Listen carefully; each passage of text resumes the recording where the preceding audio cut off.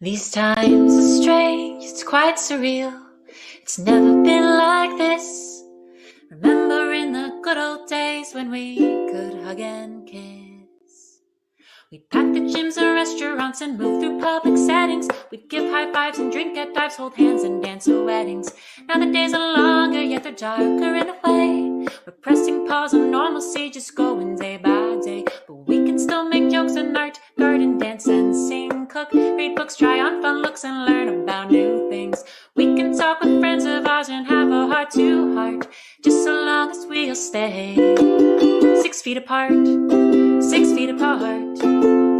It's the newest thing to do. Stay 6 feet apart, 6 feet apart. The distance between me and you, 6 feet apart, 6 feet apart. And when I say I'll keep you very close to my heart, it's purely metaphorical. These times are quite historical, so step aside, let's live our lives 6 feet apart.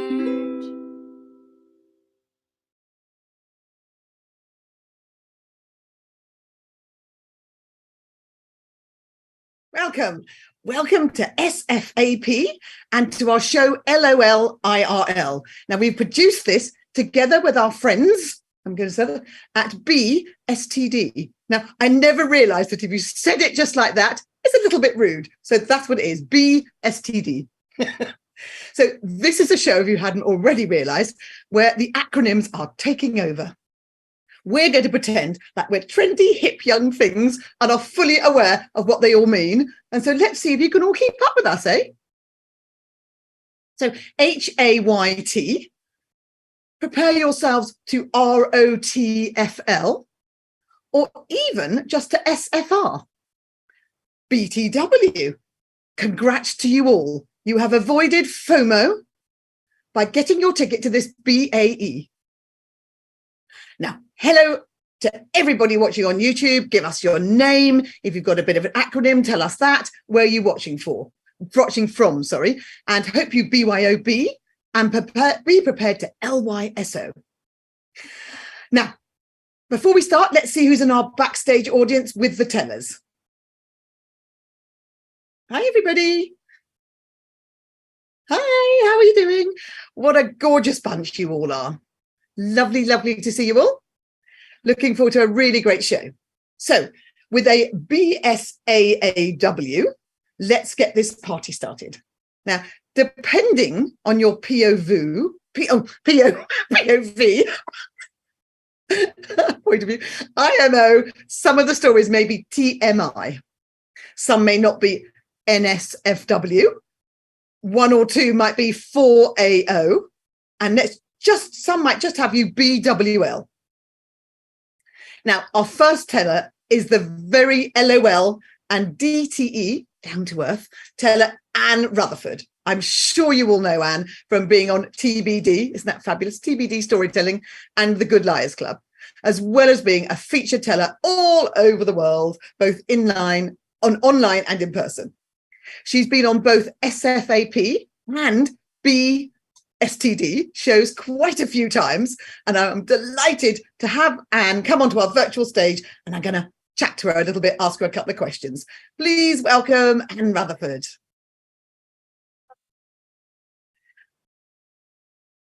Hi, Anne. How are you doing? Hi, good to see you. Lovely to see you too. Yes. Now, are you trendy with the acronyms? Can you tell us a few things? So I'm going to throw some out at you, and then you have to tell me what they mean. All right, I'm ready. Okay, GAFIA. Oh, well, you've picked the one that we use here all the time. GAFIA. Yeah. Yeah, always. Gadzooks, Anne. Fix it ASAP. See, it's an acronym in an acronym. Well, that's fantastic. It's an acronym squared. It's so much better than what it actually means is to get away from it all. Totally. And then another one, PLMA. Oh, well, that's the one that my step-grandkids always use. PLMA. Yeah. Please let me, Anne. I love how you get your name into all of them. It's fabulous. Of course. Of course. This is the one I always say to Jessica, please leave me alone. That works too. Now, Now, with all this online after the pandemic and everything, you and Norm, your husband, both storytellers, both excellent storytellers. Now, during the pandemic, you completely pivoted and turned your backyard shed into a studio. Now, tell us what was challenging about that.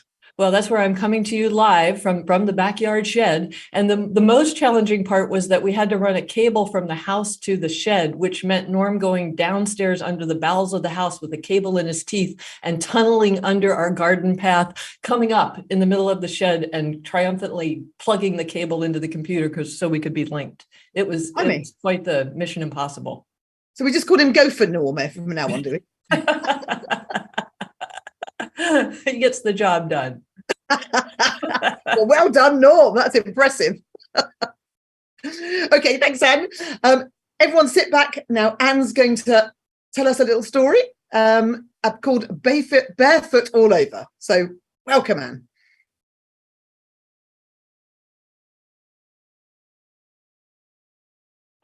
Loving being here with you all. Well, it has been, I'm coming to you from Portland, or the backyard shed in Portland, Oregon. And this August, it will be 40 years since I came out to Portland, Oregon. I came out as a fresh college graduate. I had grown up in a little town in Pennsylvania, went up to the Northeast for college, and then fled to the West Coast because I wasn't fitting in on the East Coast. It just didn't fit my personality. So I wanted somewhere where I thought I could belong. Came out here for a 1-year volunteer commitment in August of 1983. It was with an organization called the Jesuit Volunteer Corps.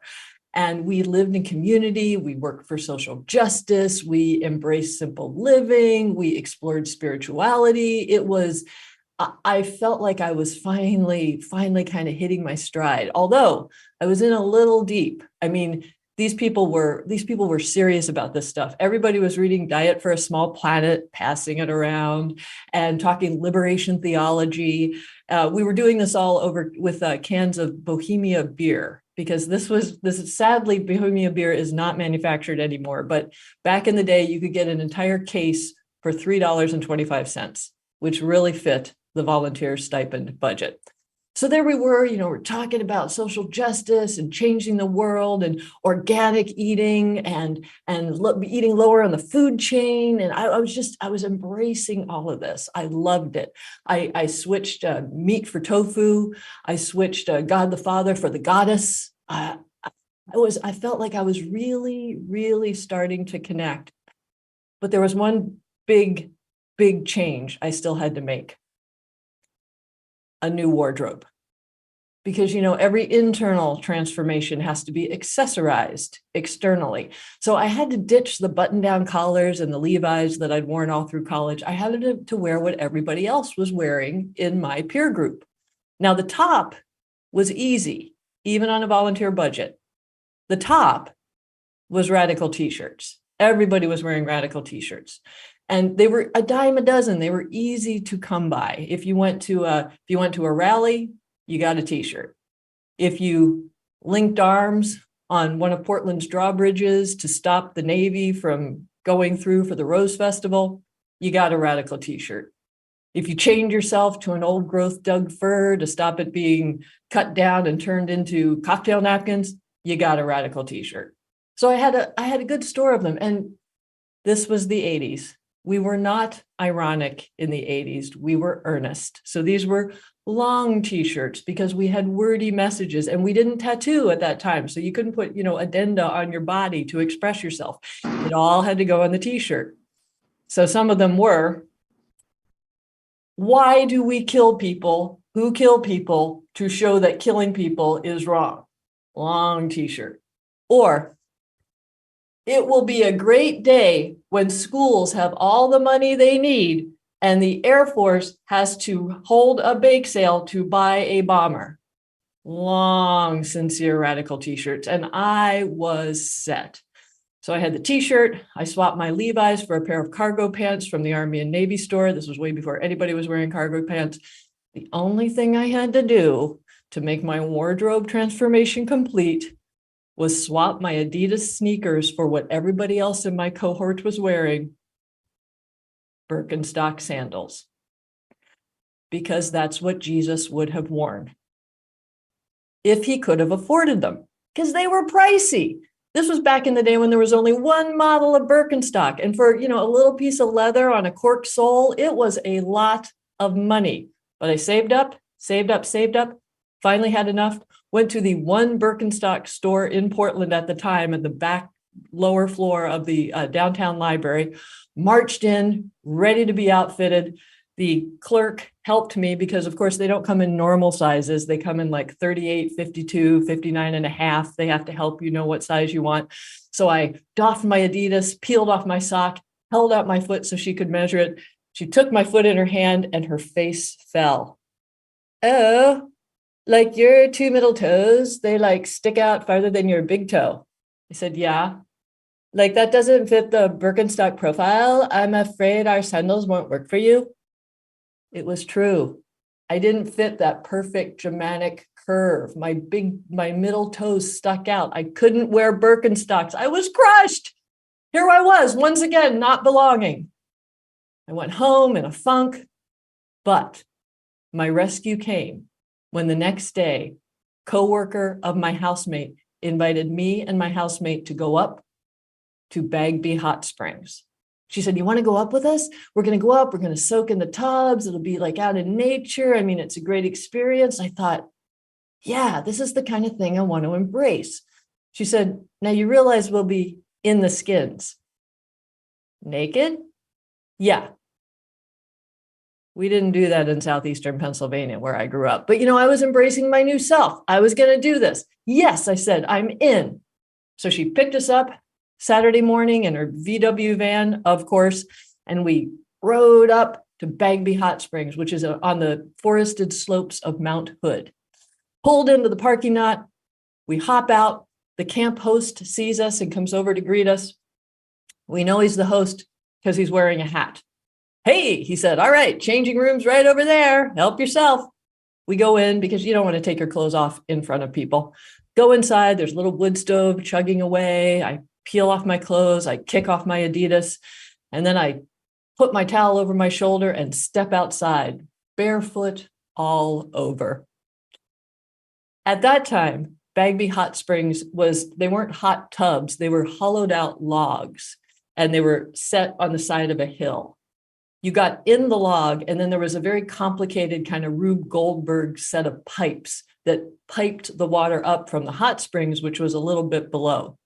So my housemate hopped in one end of the log, I hopped in the other. We pulled over the pipe, hot water, sulfurous hot water gushed into the log and filled it up. We sank down to our chins. I was in heaven. This was it. This was living my new best life. The trees were towering over me. Mist came down from the trees. Steam rose up from the hot tub. I was new. I was where I needed to be.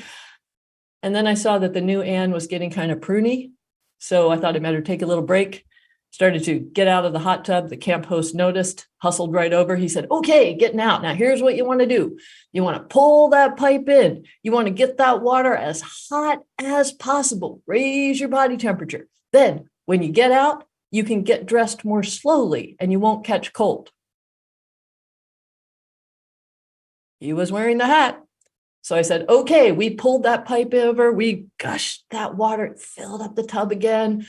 Got to the point where I was sweating in the hot water, that horrible feeling. Like, okay, this is it. This is time to go. Felt a little lightheaded, but this was all right. Pushed the pipe aside, got up, kind of levered myself up and sat on the edge of the log to kind of just get my balance. My feet were dangling down I was looking out over the trees that were descending into the distance. Steam was rising from my body. I could smell my own sweat. I could smell the pine all around me, the smoke from the changing room. This is it. I am where I need to be.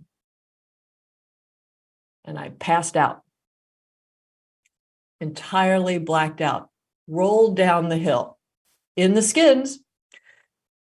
My housemate never likes to be in the audience when I tell this story. We're still good friends. She says, I don't like to relive it. I don't like to relive it. I thought you were going to die. You were cartwheeling down the hill, which I think is terribly unfair because I have always wanted to do a cartwheel. I can't do it while I'm conscious. Evidently, when I am passed out, nude, I can cartwheel like a maniac. But however I got there, I came to underneath a Doug fir tree, and there was a ring of concerned, sweaty faces all around me because everybody else had hopped out of their logs and come down to try to rescue me when they saw me come to grief. Somebody had the back of my head. Somebody else was dabbing at my knee where I'd gashed it open on a rock. Are you okay?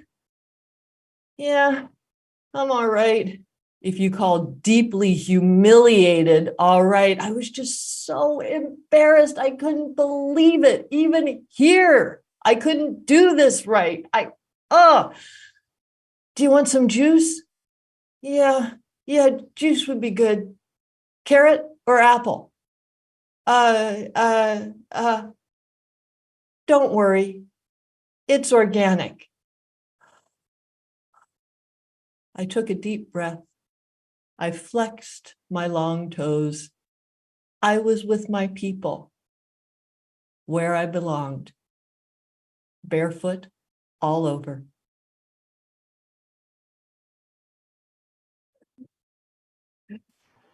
Yay! Woo! Woo! Thank you. Oh, that was brilliant. And you're so funny. I can never tell whether you're lying or not. Anne is a really fantastic liar. That was brilliant. Naked cartwheeling. That's going to be an Olympic sport, hasn't it? So funny. Now, welcome to everyone on YouTube. Now we have got Sarah Armstrong and Ingrid Nixon and Christine. So welcome. Hope you enjoyed it. Put some love in the chat for our wonderful storytellers. Okay, next up is she's co-producer for this show. She forced us to do it. Now, we didn't really want to. She comes from a show called BSTD, which is how we're always going to say it from now on. And normally I don't like to say her name aloud because it's a bit triggering. So I just like to call her She Who Must Not Be Named. However, because we've actually agreed to do this show, I have allowed her to tell a story against my better judgment. So I apologize now. I will at the end introduce her, but just this once.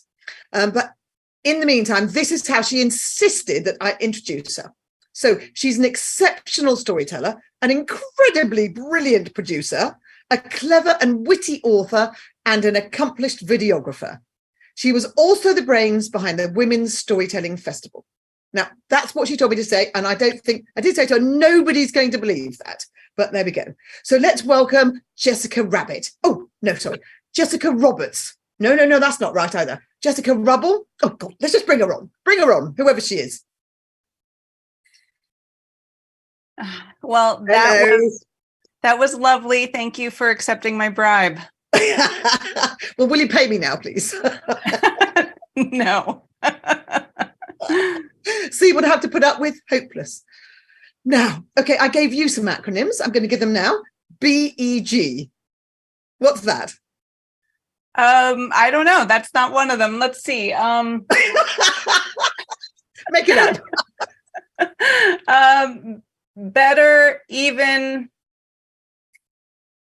gusty. I don't know. Yeah. This one I love. Big evil grin. I'm going to use that one a lot. There you go. Begging me to do it. And then I'm hoping I gave you this one too. KPC. Yes. Thank you. That one I was prepared for because it is one of my favorite healthy meals, Kentucky poached chicken. As opposed to keeping the parents clueless, which I think your children do all the time. Yes, they're very sneaky. Now, you've got two kids, haven't you? And one of them is very techy. So who has got the more skills, you or your 9-year-old daughter or your younger son? I think they're both outranking me these days when it comes to content online, because I just, I try to avoid being on screens. And recently yes, we I got like that. Yeah, it's kind of ironic. But I recently got a new phone. This is the thing. I don't like getting new stuff. I switched from my Samsung 8 to the newest one, which is a 23. So that's how long it's been since I've gotten a new phone. And because they were going to give me nothing to turn it in, I gave it to my 9-year-old. and I took the SIM card, so she can't use it. There's no banking on it. But now I keep getting all of these notices of like TikTok and YouTube and subscriptions to, and I'm like, how is she doing this? I can't figure out how to turn it off. So yeah, she's winning the internet. Oh, it's so funny. I think all new technology should come with a 14-year-old with it so that they can explain how to use it, do everything for you. Someone's missing a game there, aren't they? And then that way no one would want the new technology because put up with a 14-year-old. That must be the reason. Okay, lovely to chat to you, Jessica. And everyone sit back. Jessica is going to be allowed to tell a story. I have allowed her to, and it's going to be called Swipe Right or Is It Left? So get ready, Jessica, and we'll see you listen to your story. Thanks, Claire. Well, since Anne said it, I guess I should say it's lovely to be here. Okay, I feel better now. So I got divorced, almost 20 years ago, and things were a little different back then. Well, the internet, the technology, the World Wide Web was a lot different back then. And I didn't use it that much at the time. I kind of thought a lot of these new technologies, these advances were just kind of trendy things that were going to go away eventually. Like, you couldn't Google stuff back then, but you could ask Jeeves or look on Yahoo. And it just seemed like, I don't know, why would you ever look something up on a computer when there's a library right down the street with books written by people who you don't know what they're talking about, as opposed to the internet, who's written by I don't know who. So I was pretty sure this whole looking stuff up online was not going to stick. And then there was there was MySpace. That was my social media page that I was on. MySpace was great, and I used it all the time. You could not only stay in touch with people you already knew, but you could meet people in your own geographic area who shared common interests. So I was pretty sure I'd be using MySpace for the next 20 years.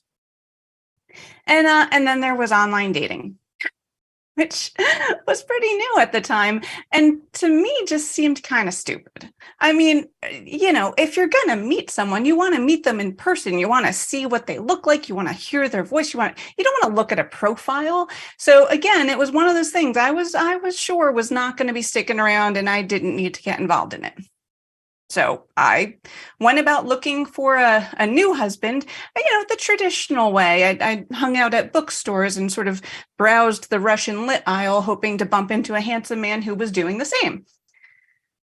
And I did that for 6 or 8 or 10 months before, maybe after 6 or 8 or 10 glasses of wine, I finally I gave in.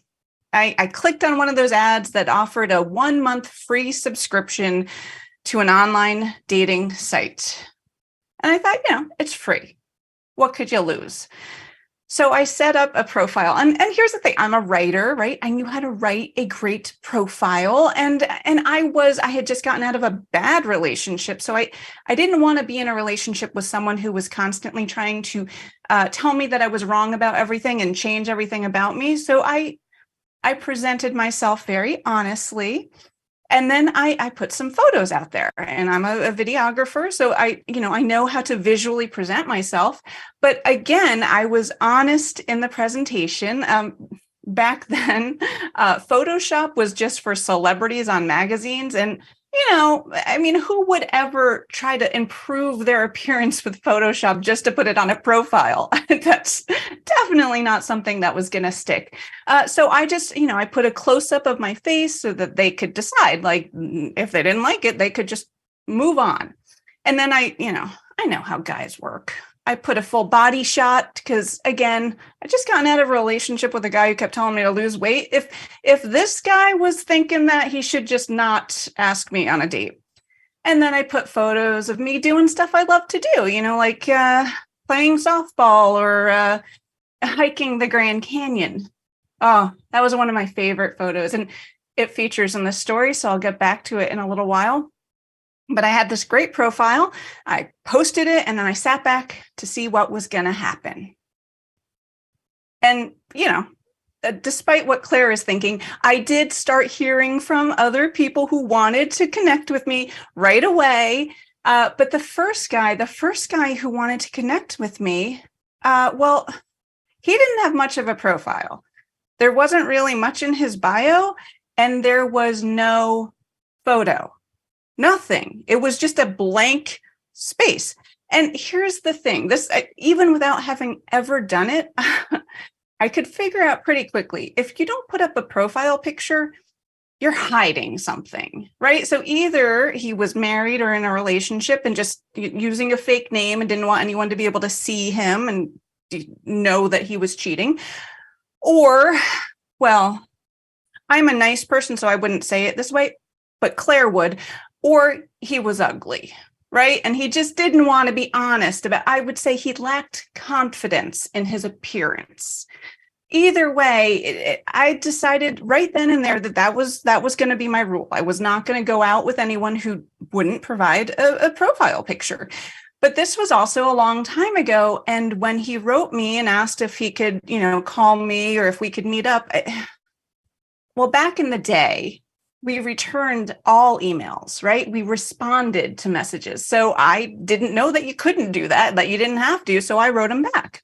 And I said, thank you for your email, but I'm not interested in meeting up with anyone who won't provide a profile photo.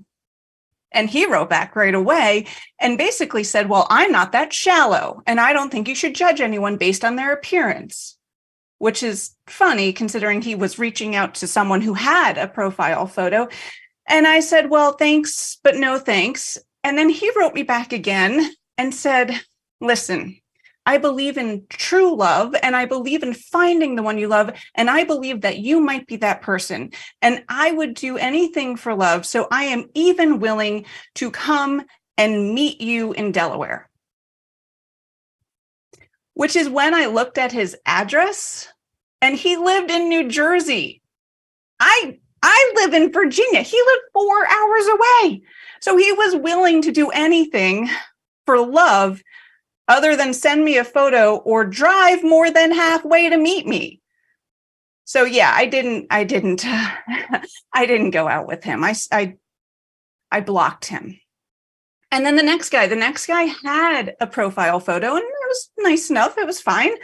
And he liked kayaking, and he liked history, and I love history. And I thought, okay, we could actually have some stuff to talk about. I like doing outdoor stuff, and I like history, and I'm sure he likes to read. So we got together for coffee. It was my first internet-inspired date. And we sat in this coffee shop, and he had a lot to talk about. He talked a lot, and all of his stories kept going back to this one common thing. This girl that he's friends with, just friends, totally just friends, nothing romantic at all. But everything he said had to do with this girl. And after an hour and a half, when I was finally able to interrupt and get a word in, I just figured I was going to put it out there. And I said, do you think maybe you want to ask her out? And rather than appreciate my openness, he actually got offended. And we didn't have another date, which, let's be honest here, that was fine with me. And then we come to bachelor number 3, also profile photo less. I'm going to call him James because I honestly don't remember his name. James figured he would inspire a response from me by insulting me, which I guess he knew that I was from New Jersey, because that totally works. You see, it goes back to that profile photo that I was trying to tell you about before. In the photo is of me at the bottom of the Grand Canyon. My ex and I had hiked the Grand Canyon from rim to rim in July, and it was hot when we did it. It was so hot that every ounce of water I drank just instantly evaporated and turned to salt on my skin. It was so hot that from 11 a.m. till 4 p.m., we couldn't move. All we could do is sit in a stream runoff from the Colorado River because it was disgusting. It was so hot that we took a picture of me at the bottom of the Grand Canyon standing next to a thermostat that read 140 degrees Fahrenheit. Yeah. And so I posted that photo, and because I figured not everyone would instantly recognize where it was, I wrote a caption that said, yeah, it really was that hot at the bottom of the Grand Canyon.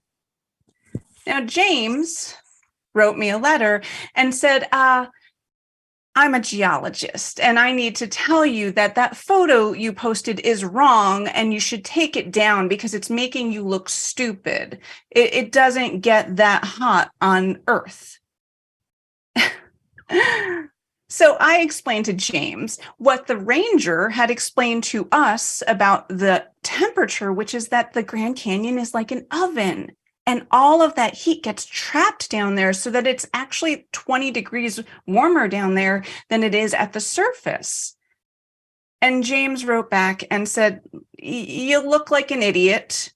It doesn't get that hot anywhere on the planet. Why don't you let me buy you dinner and I can explain to you why you're wrong?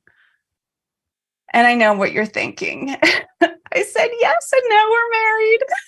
But no, I did not. I only enjoy arguing with men so much, and I didn't even know this guy. So instead I just decided that was it. I was done with online dating. I canceled my free subscription, and I went back to looking for guys, in bookstores. But James's comments had stuck with me. And when Google did come around, because frankly, I wasn't going to go to the library to look it up, I did Google it. And apparently the temperature on the Earth doesn't get hotter than about 132 degrees. So yeah, the photo was wrong, or at least the thermostat that was owned by the Grand Canyon Rangers was wrong. Not my fault. And I've been wrong about a few other things over the years. I don't like to admit that. Like online dating, or I should say meeting a guy online. Because you see, I met this guy on MySpace, and his name is Bart. And our relationship developed, and we moved our relationship from MySpace to Facebook. And then we moved it to IRL. In real life. And well, that was 14 years ago. And I hope I'm right here. I think he's one thing that's going to stick around for a while.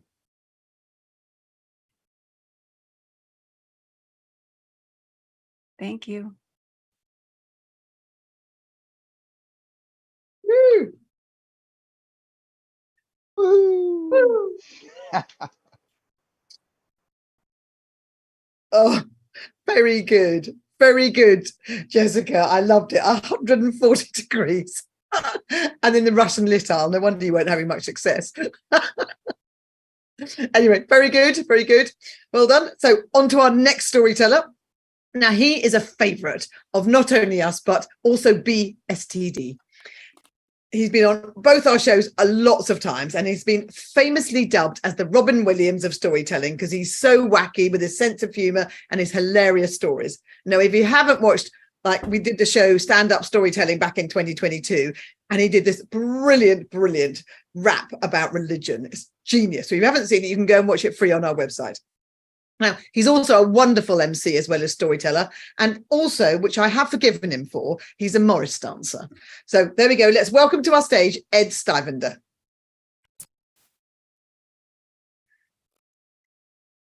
Hello. Hi, Ed. How are you? How are you? I'm well, thanks. How are you? Yes, I'm very well, thank you. Good. So lovely to have you on the show.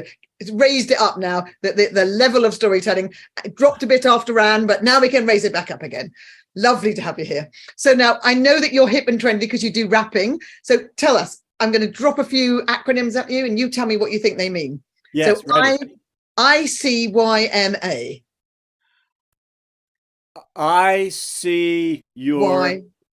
Yeah. I got it. Oh. So here's my answer.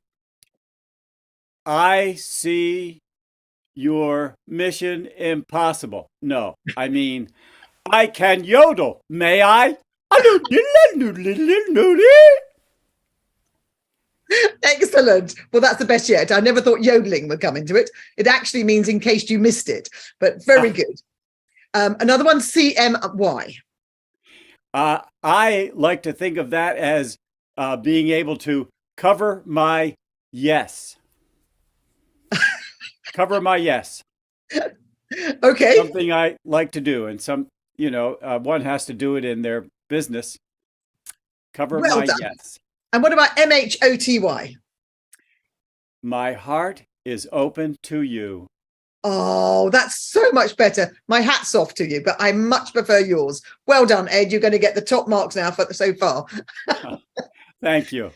Now, Ed, your tech skills. Now, over the pandemic, we've all had to learn so much jolly tech. It's annoying. Now, what are you sick of having to keep track of learning new tricks about? My tech reality 3 years ago when I first started being on Zoom was really horrifying, and everyone I worked for was very patient with me. And I think they must have been lying to me all along, because when I look at my material from those days, even though my sponsors were saying, "Oh, Ed, you did a wonderful job," it was really horrifying. The first thing I had to do was when Angela Lloyd called me up at 8 o'clock one Saturday morning and said, "Oh, Ed, we need an MC for the NSN conference. Can you be ready?" And I had actually bought a camera, but I didn't set up my studio till then. So I did the MCing and had a great time, and vamped for a couple of long pauses, and it was great fun. But since then, I've bought a nice a Canon M50 camera, and it's getting better, although it's still a horrifying thing to me to be on Zoom, because even though I look like I'm with everyone in this Zoom room, I am standing alone in my basement studio, and it's much different from doing live storytelling. I know, isn't it? Do you know what I think we should all do at some point? We should all do like the breaking the fourth wall, and we should all turn the camera around so we can all see how terrible the background is and what you're wearing. Perhaps we shouldn't be doing that, actually, but you know, how we're only half dressed and the rest of the room looks absolute chaos. Yes. Well, lovely. I'm not going to keep the audience waiting any longer. Everyone wants to hear your lovely story. So actually, Ed's going to tell us 2 stories. So you're doubly I can't think of the word. My brain's gone. Doubly happy because we doubly had to have you in us. So I'm going to go and stop rabbiting on and let everybody sit back and listen to Ed Stivender tell his stories. First of all, thank you very much for inviting me to be in this Zoom olio. I was in the Folger Library looking up Shakespearean scripts to possibly use, and I found a one-man show which was apparently written by Shakespeare for his friend Will Kemp, also a Morris dancer, and Shakespeare's favorite comic actor. So here is the Shakespearean version of the one-man show, The Princess and the Frog. It begins, as many Shakespearean plays begin, with a scene of 2 guards having a conversation. If you can imagine a castle with one guard on the ramparts about to be relieved by the other guard. And this is the Shakespearean version of The Princess and the Frog. Pedcuccio, can you see the dawn? Sure, come on up. The dawn's still going on. I see Aurora's rosy fingers wrap around night's neck and squeeze until sky's face turns blue. And speaking of blue, there goes the princess down below, tossing her golden ball and singing her song of woe. Woe, woe, woe, woe, woe. Being a princess is such a bore. I'd almost rather be a tour guide or something of that sort. Just anything except this strange, boring sport of throwing the ball up and down and up and down and up and down. It's enough to drive one batty. Ribbit, ribbit, ribbit. Hey, princess, why don't you roll your ball this way? I'll teach you how to catch flies later. Who speaks to me in such a froggy voice? Oh, a disgusting frog upon the ground. Monsieur le Frog, do you speak to me, princess of this entire realm? Hey, yo, princess, there's only you and me in this here garden, so I guess it is to you whom I am addressing. Now, roll your golden ball this way. Oh, good one, princess. All right, try it again. All right, one more time. Uh-oh, kerplush. Your golden ball has fallen into the mucky well. Tisk, tisk, tisk. Well, see you later. Oh, Monsieur le Frog, please, can't you go down into the mucky well and get my golden ball? Pretty please. Ah, you kidding me, princess? There's no way this frog is going down into that muckiest well in all this kingdom. No way. No way. No, unless you take me home for dinner, let me stay overnight, and give me a big kiss. Mwah, mwah, mwah, mwah, mwah. Oh, gag me with a magic wand. Warts on my princess lips is all I need, but I suppose, Monsieur le Frog, if you go down into the mucky well, you get my golden ball, you can come home for dinner, stay overnight, and I'll give you a big kiss. Now you're talking, princess. Now you're talking.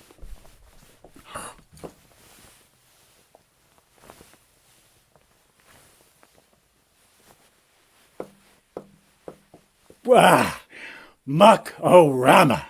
Well, here's your golden ball.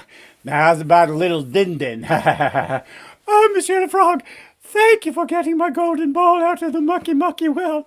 Now, as for our agreement, so long, sucker! Being a princess is so much fun because you don't have to keep your promises to anyone. La la la la la la la la la la la la la. Well, princess, how was your day today? Oh, Papa, it was quite wonderful. We have some very special food for dinner tonight. Oh, really? What's for dinner? Tonight we have something special. Frog's legs and mashed potatoes. Oh, wonderful, Papa. Eat up, princess. Precuzio, answer the door. Oh, yes, Your Majesty. Right away, Your Majesty.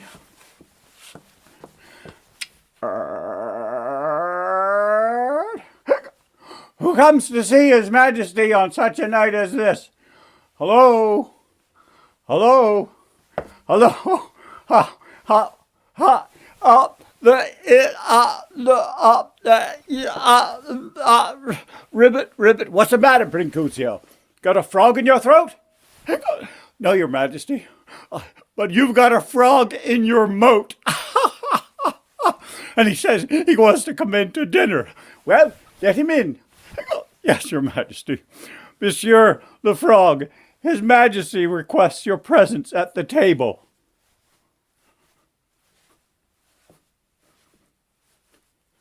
Hey, Your Majesty, pretty nice place you got here. What's for din-din?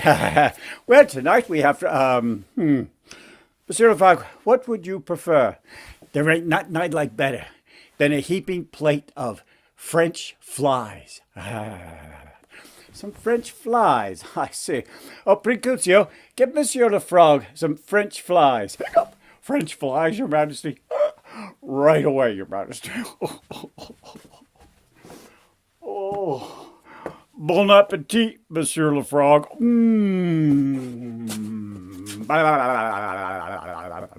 But, Your Majesty, I suppose your daughter has explained a little agreement. Why, as a matter of fact, she has not. Daughter, do you know anything about an agreement with Monsieur le Frog? Oh, Papa, your little girl make an agreement with a disgusting warty frog. Yes,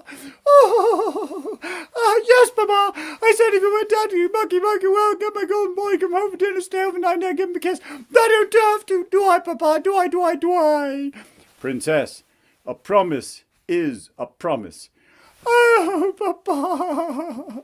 Oh, you disgusting frog! Hey, Princess, careful with the merchandise. Hey, nice bedroom you got here.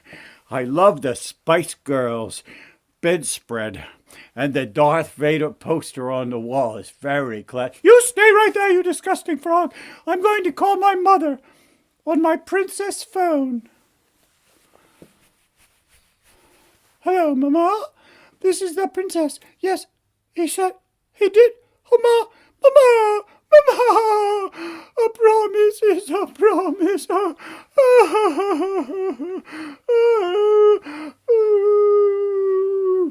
La da da da da da da da. La da da da da da da da da da. La da da da da. La da da da da. Ah, la da da da da da da da da da da. Oh, you're really an enchanted prince after all. That's right, princess. Ha ha ha. But, Monsieur le Frog, your voice. Hey, princess, you can't have everything. Ha ha ha ha ha ha ha. Ha ha ha ha ha. The Princess and the Frog by William Shakespeare. And while we're on the subject of William Shakespeare, I would like to do another piece, a piece called Barrymore, which comes from a music hall rendition lent to me by Angela Lloyd.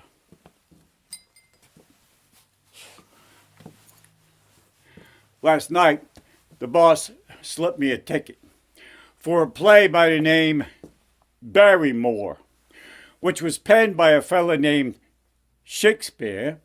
And to tell you the truth, kids, I'm sore. 'Cause it's gloom from the moment it opens to the moment the theater shuts. And the company's half of them loony, and the rest of the cast is half nuts. This Barrymore guy's name is Hamlet, but his real name is George W. Gloom. He's the regular life of the party. He's as jolly and gay as the tomb.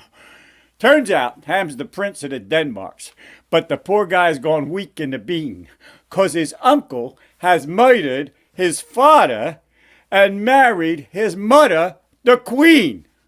One night, Ham steps out of the castle, goes up on the roof for some air, when along comes the ghost of his father and gives him an earful for fair. That low life your uncle has croaked me, and gone off and married your ma. Will you let that guy give us the ho? Says Hamlet, just watch me now, Pa. Now Ham's got a frail named Ophelia, but her father's a dreary old goop. They can't dope out why Hamlet's gone batty. They don't know what he's seen on the roof. One day, Ham pays a call on his mother and bawls out that poor girl for fair when he sees something stirring the curtains and thinks that his uncle is there. So he runs his sword through the curtains and says, "Now we're even, my lad." But it isn't the king, it's Polonius. And Ham's killed Ophelia's old dad. Ophelia, poor thing, just goes batty to see how her old man's been crowned. She walks around singing like crazy till she walks in a lake and gets drowned. There's a jolly old scene in the graveyard where Ham gets into a flap with Ophelia's big brother, Laertes, who wants to mess up Hamlet's map. "Now, boys," says the king, "don't get hasty. I think we can work this thing out. I got some tin swords at the castle. We'll make up a nice friendly bout." Then he winks at Laertes and whispers, We'll make Hamlet look like a fool. I'll smear up your sword with some Persian. We'll play that poor simp for a ghoul. So they start fighting like they planned it, but the king thinks the plan might mess up. So he orders a cold drink for Hamlet and some Persian he puts in the cup. And Ham and Laertes start fighting. And the king gives Laertes a wink. But the queen, she ain't wise to what's doing. She swallows the king's poison drink. Then Ham gets stabbed in the shoulder, sees that he's doomed from the start, switches the sword on Laertes, stabs that poor guy through the heart. Then he runs the sword through his uncle, says, hey, let's call it a day. The king dies, the queen dies, and Ham dies. I call it one hell of a play. Woo!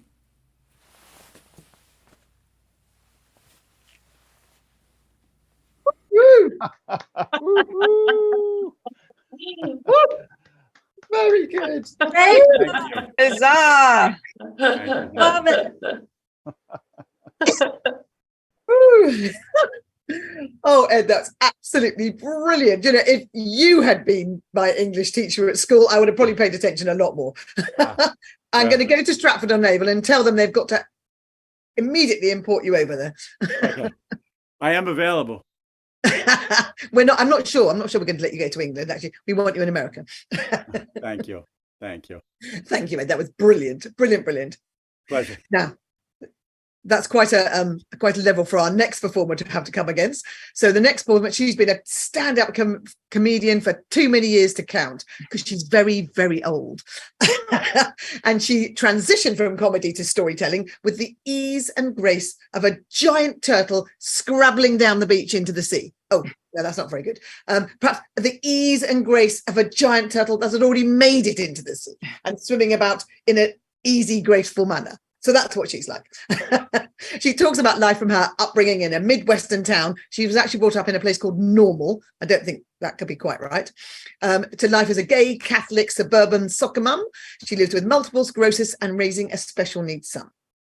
How, with all of that, she has time to help me with SFAP is a mystery. Well, actually, it's often a mystery. She's often a mystery to me. But let's please welcome my wonderful, wonderful co-producer, Regina Stoops.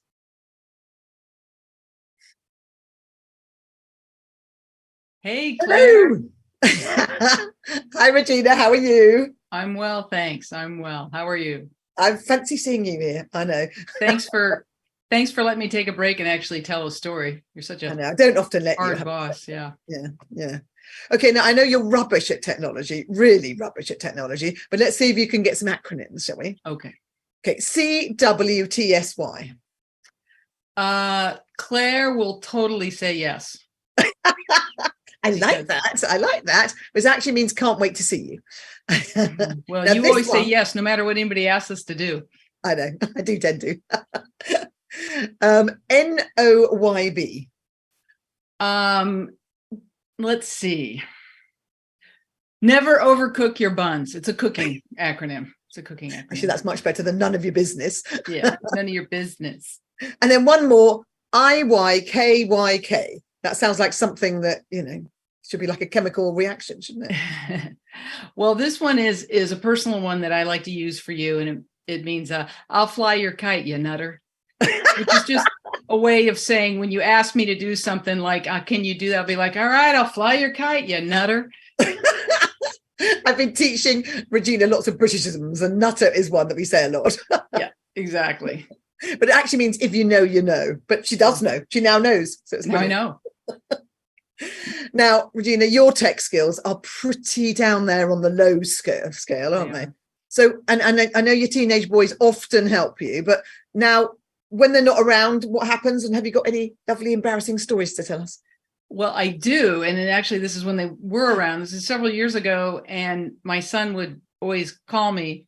He had a phone that didn't have data. So it was just like Wi-Fi. And he would call me with Google Hangouts. which was a video thing. And he called me to say the school's out once again, and I should come and get him like I do every day. But I was running late and I got out of the shower and I hit the button to answer it. And then I looked and I realized that I was seeing my half naked body that I was now streaming live to my son at school naked. So I launched myself onto the bed and hurled the phone across the room and just said, I'll be there soon. And thankfully, when I got there, due to a really sketchy Wi-Fi connection, the child protection services were not out there waiting for me. So phew, got away with that one. What I love about that story is all you had to do was just turn the phone away. Yeah, but you know what? You're just freaking out. You're like, I was anyway. Like, so simple is it? But no, the huge freaking out thing. Brilliant. All right, Regina. Okay, everyone's going to sit back and listen to you now tell your story, which is called A Narrow Escape.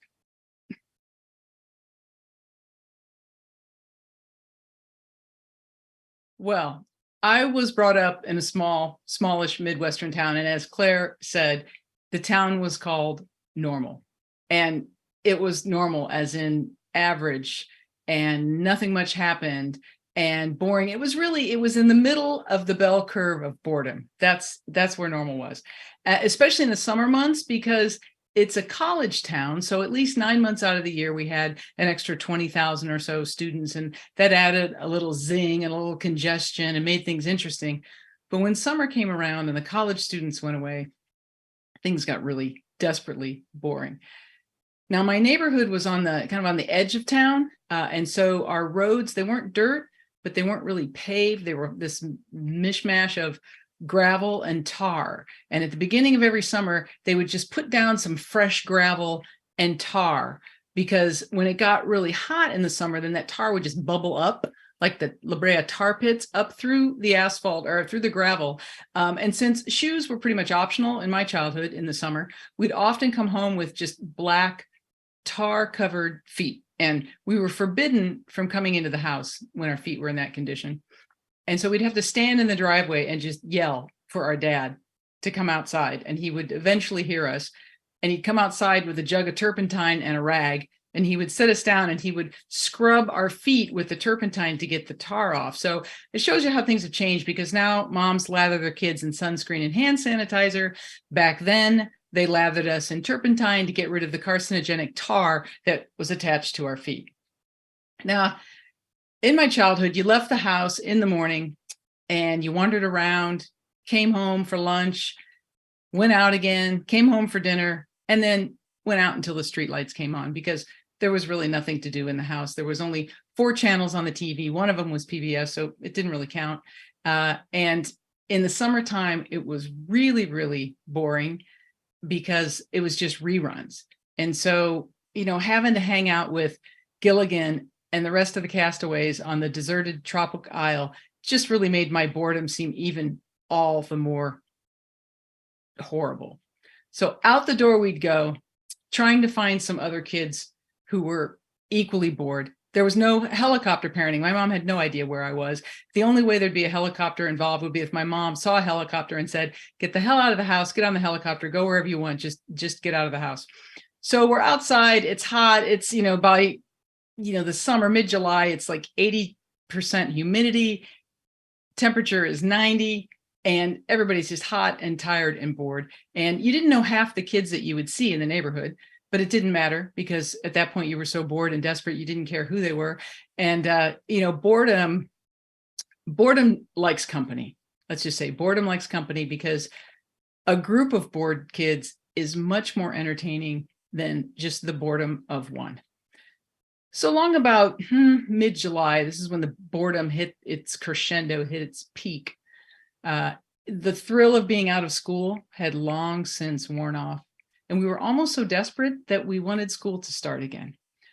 And so on those hot days, we'd all get on our bikes and we'd ride down to the elementary school, because that was the unofficial hanging out spot when you were bored. I don't know why we went there. There really wasn't anything much to do. You could ride your bike in aimless circles on the blacktop.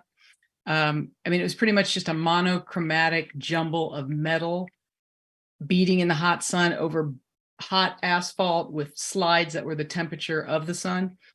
But there we were. And this was how it went every day until one day, one magical day. They say that necessity is the mother of invention. I say that boredom is the mother of devious entertainment. And one day, one of the kids on the playground, I'm not sure who it was, discovered a way to get on the roof of the school.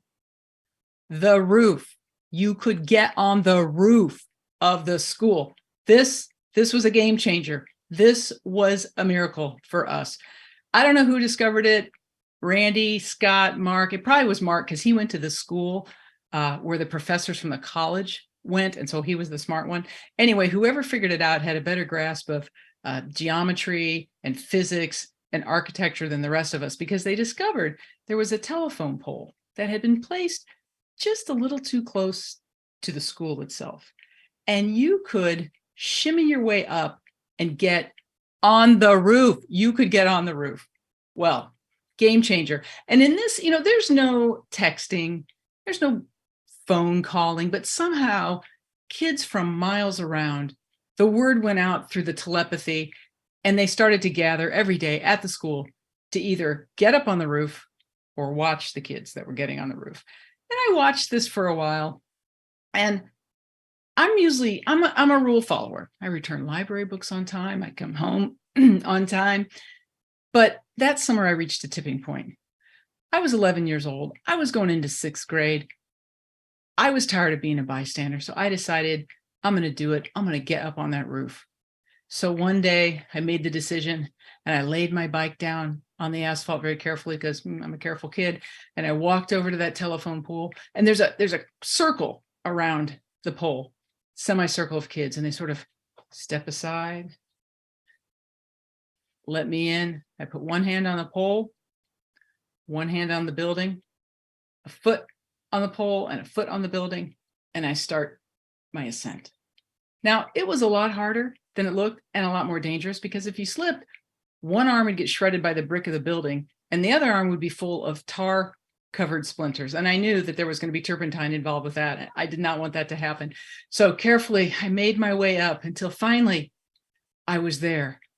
I threw myself over the parapet. I was victorious. I was on the roof, everybody, the roof. So I surveyed the domain. I could see all around the playground.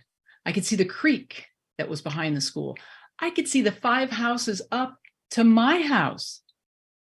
I looked down upon those standing in the semicircle around the pole, as if to say, minions of the asphalt, gaze upon me. I am now one of the official rooftop tribe, the roof. Well, the school had been built over a series of several years. Whenever more kids needed to go to school, they would just sort of slap on another addition. And each one was at a slightly different elevation on the roof, which made for a very interesting roof to go up and around and over. It was like a really badly designed rooftop steeplechase. So we would go and run up and around the vents until we finally got over to the other side. And as we looked upon our domain from that viewpoint, we realized that there was a janitor standing down below who was looking up at us. We froze. He froze. He yelled. We yelled. And then we turned around and ran as fast as we could, up and down and around and over until we got back to the starting point. Only at that moment, we realized that shimmying down the pole was not an expedited exit. And like the Titanic, we were not all going to get off that ship in time. So we all, as one, pivoted and ran over to the part of the school that was the lowest elevation. And like lemmings, we just hurled ourselves over the edge, landed on the grass below, ran to our bikes, jumped on them, and just started to ride around as if nothing had happened. And eventually the janitor, I was running around the corner, red face because it's July and it's hot, and he runs up to us and he stops. And he looks at each of us. And then he says, "Hey, did you happen to see any kids on the roof?" Stunned silent. Could it be he did not know that we were the kids on the roof? finally someone, probably Mark again, had the sense to say, well, yes, we did. And they went that way. To which the janitor ran off that way to find those kids. And we all took a collective big sigh of relief. My heart had been pounding. My palms were sweaty. I was so afraid of going to janitor kid jail or wherever they put you. But it looked like we had made the escape. So I rode my bike home, avoiding my mother because she can always tell when you've done something you shouldn't do. So I needed to not see her for at least 5 or 6 hours. But school started finally. Boredom dissipated somewhat. But every time I was out at recess, I would see that telephone pole and I would think, yeah, I can get on the roof. The roof! Like I was some sort of a superpower. But I never did get on the roof again because the fear of being caught was not quite, was more than the thrill of the adventure, I should say. But until this day, I can still say I was part of the OMG legendary Oakdale Elementary School escape. Thank you.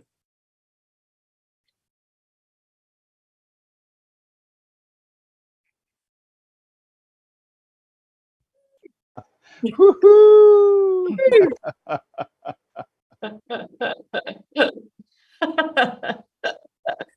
Oh, that was so good, Regina. There were 2 lines that really stood out. I had to write them down. The middle of the ball curve of boredom. I'm going to take that one. If I can ever say it, I'm going to take that one. And the minions of the asphalt. Oh, it's brilliant. Very good. Thank you. Love that story. The roof. You're so thrilling. Don't do a bungee jump. Lovely. Now we're going to get on and we have our last, but definitely not our least storyteller. Now, this storyteller has always absolutely terrified me. She used to call me up and interrogate me at the very start of the pandemic when I cheekily asked her to be on one of our very early shows. And I was absolutely terrified. And then even now, she'll call me up and like give me a complete grilling over like any draft questions I give her. And then she just tells you, oh, that's stupid, I'm not going to answer it. So she called me up after our rehearsal, said, that's stupid, Claire, I'm not answering any of those questions. I'm making them up myself. And I had to say, oh, yes, whatever you want to do. Whatever she says. Oh, no, absolutely. Now, she is a bit of a diva, but I love her. We all love her. She's an exceptional storyteller. And she always, always makes me laugh as I'm terrified at the same time. She's won more awards than I'd like to say hot dinners, but I've probably had more hot dinners. And she travelled everywhere, all over the world, and has even been Grammy nominated. I cannot forget her name. It's the incredible Diane Ferlatte.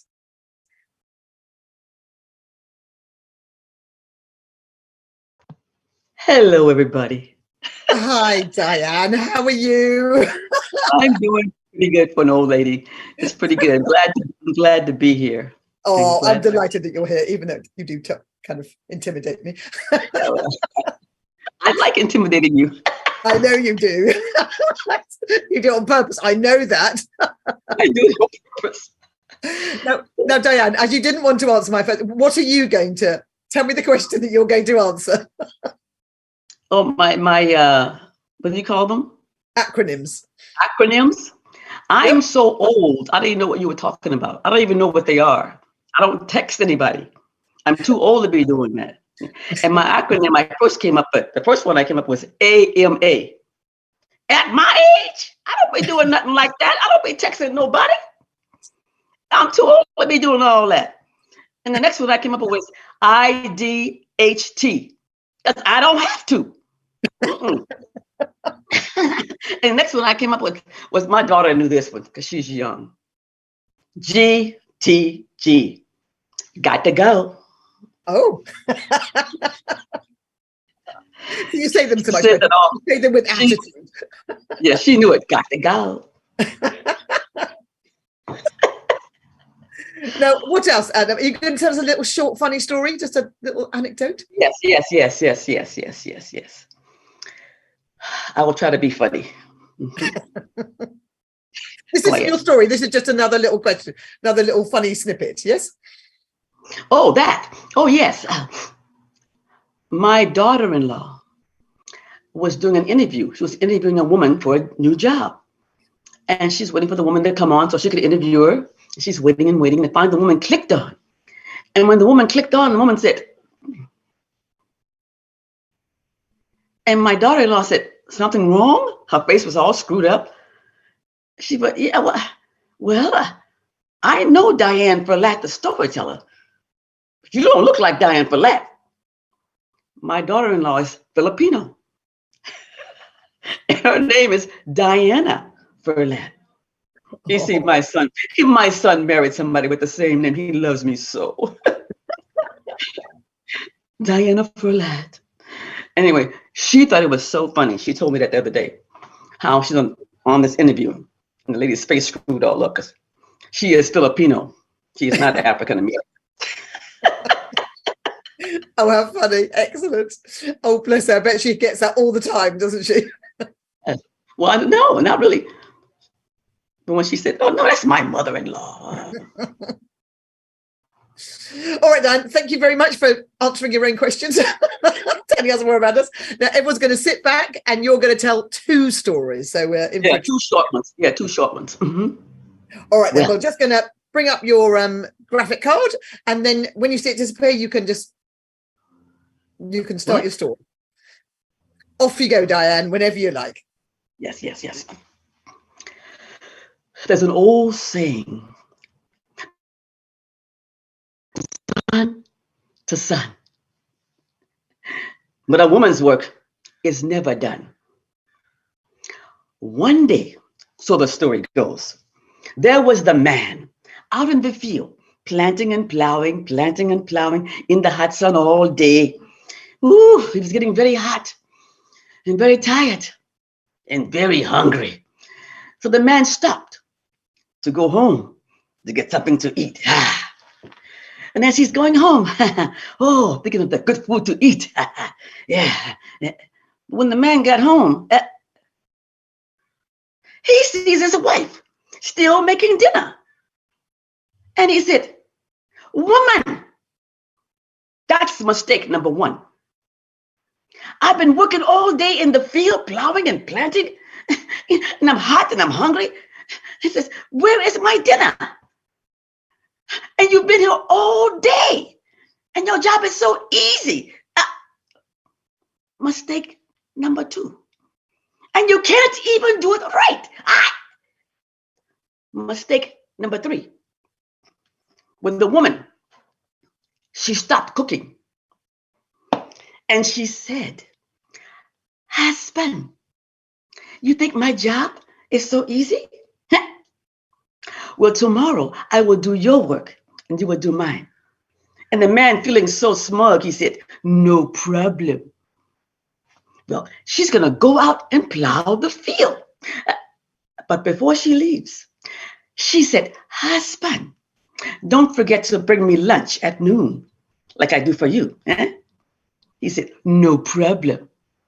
Well, she went out, hooked up the oxen, went out to the field, and began to plow. Each row so perfect and so even.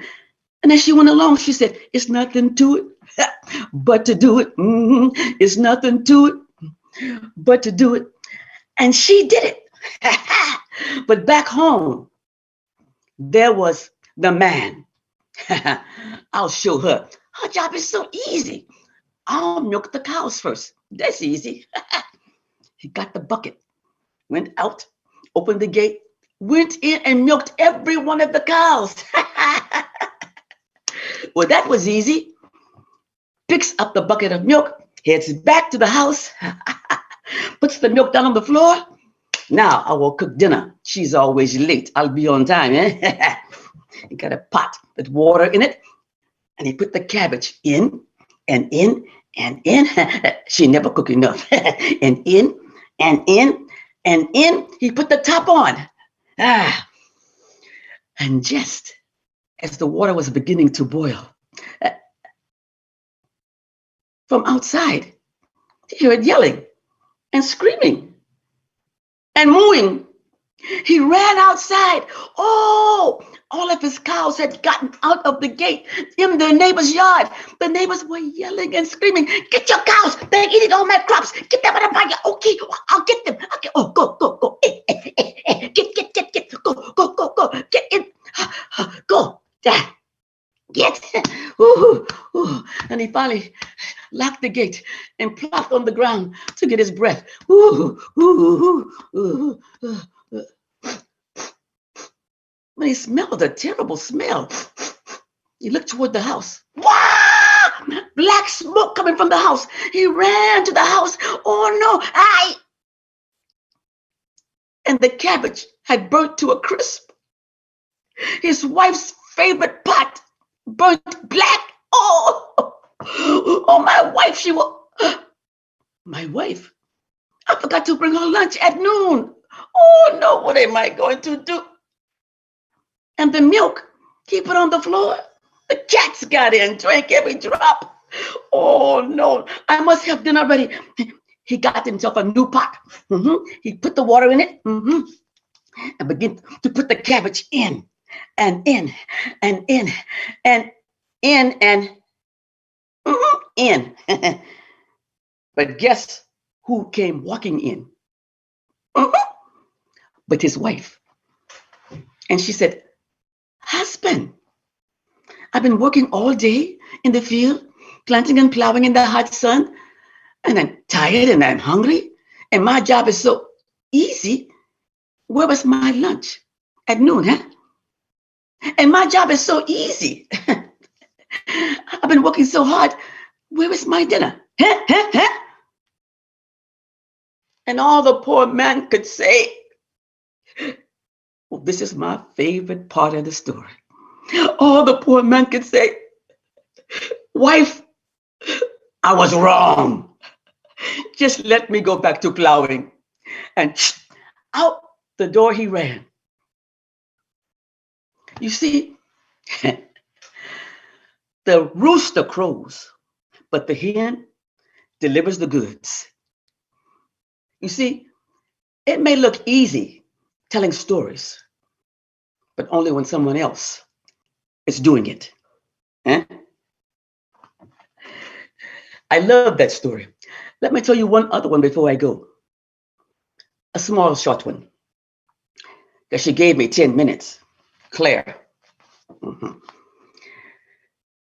This takes place in a small little town. Regina knows that kind of town. Kind of town that's so small where everybody knows everybody else's business. The kind of town that's so small, only has one drunk.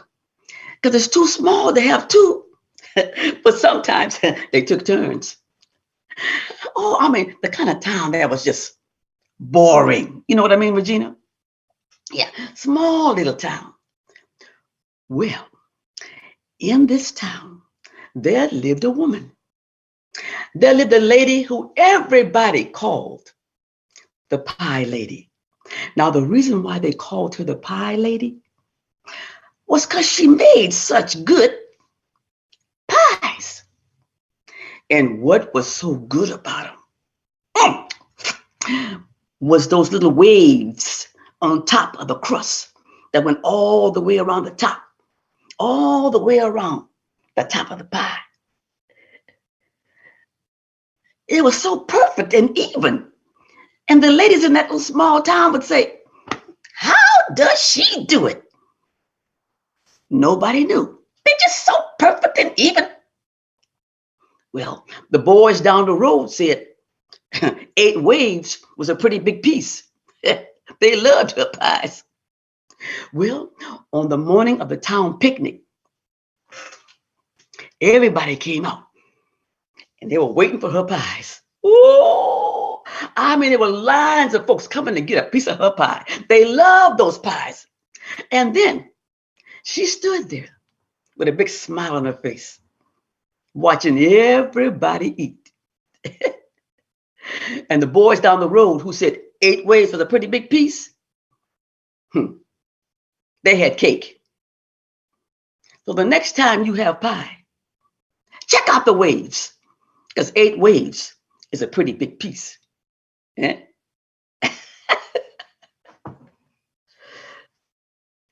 What is my acronym? TFL. Thanks for listening. Excellent.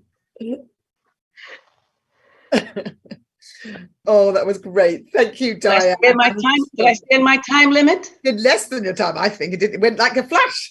I was going fast. I wanted to stay within my time limit. Next time I'll give you Jessica's time and we'll have more of you. Claire is kind of like, strict. Yes, right. You're scared of me, Diane. I think not. I was telling my story all day to make sure I stayed my 10 minutes. Well, you were fabulous. Fabulous as always. Great stories. Thank you, Dan. Well, great stories for everybody. I mean, what a lovely show. Thank you. So I'm going to bring all our tellers back and they can tell us what they got coming up and you can decide if you want to go and see them. Obviously, Jessica, you don't have to go and see her. So let's bring back on our first teller, Anne Rutherford. Hi, Anne. LOL. Oh, well, that's Diane, actually. I am looking good. Let me tell you. Oh, here I am. Hey, Diane, she just comes into everything. You can't get absolutely. Let's bring Diane and Ed on as well, and we'll just all be there together. And also Regina and Jessica's that her name? Can't remember her name. The other one. And then we'll hear about it all. But and you can start talking first. What have you got coming up? Okay, well, end of this month, Tuesday, May 30th, I have a show with this is appropriate for this show, my TBD buddies, our acronym group. It's called Maybe So, Maybe Not. It's going to be me, Norm Brecky, Simon Brooks, Jeffrey John Doyle, and the marvelous Ingrid Nixon MC. So yes, so go, you can come. It will be great. Lovely. May 30th. Perfect. Thank you, Anne. And thank you for a fabulous story. Hilarious. Ed, tell us what you've got coming up. Oh, Ed, you're muted. Obviously, that's the epitaph of the whole thing. You're on mute.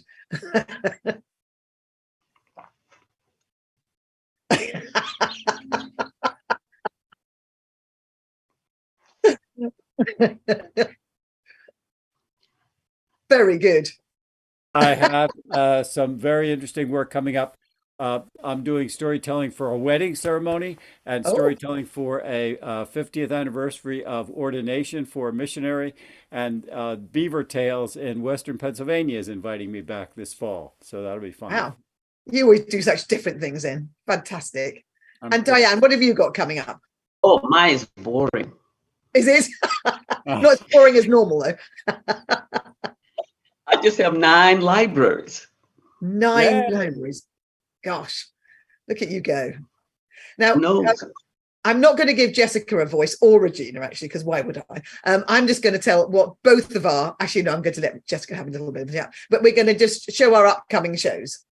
So in just a second. So on this Saturday, I'm doing something in person. It's my first festival appearance. So I'm going to be one of the featured tellers at the Sacramento Valley Storytelling Festival. I'm doing a workshop with Corey Rosen. We're doing a joint workshop.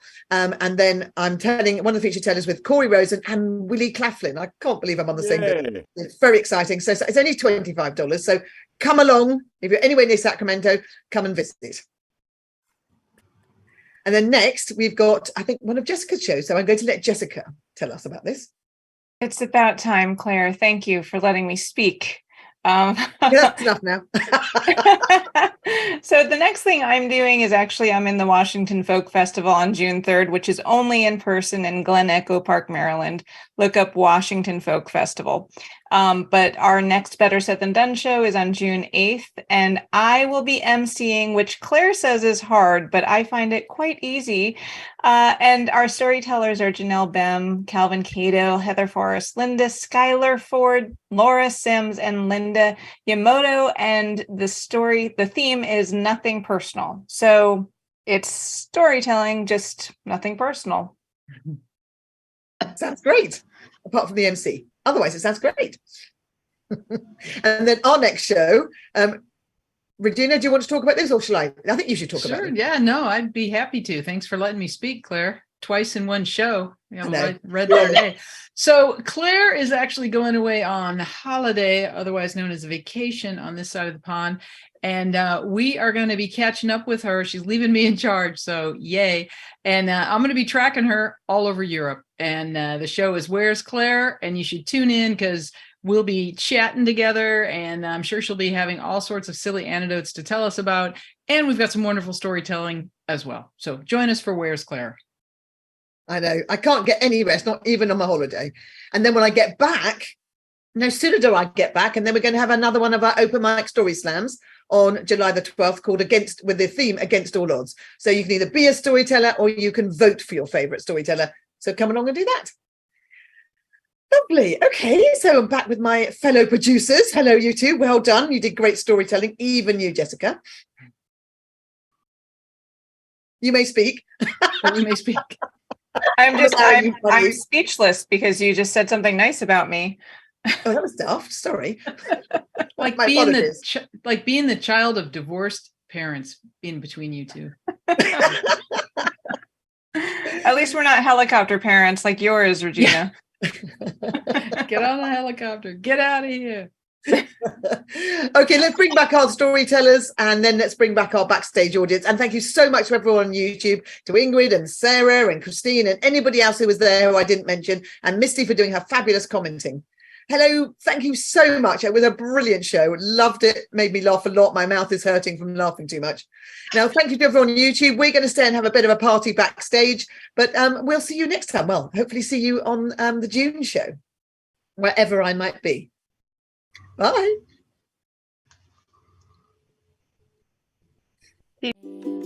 Six feet apart, 6 feet apart. It's the newest thing to do.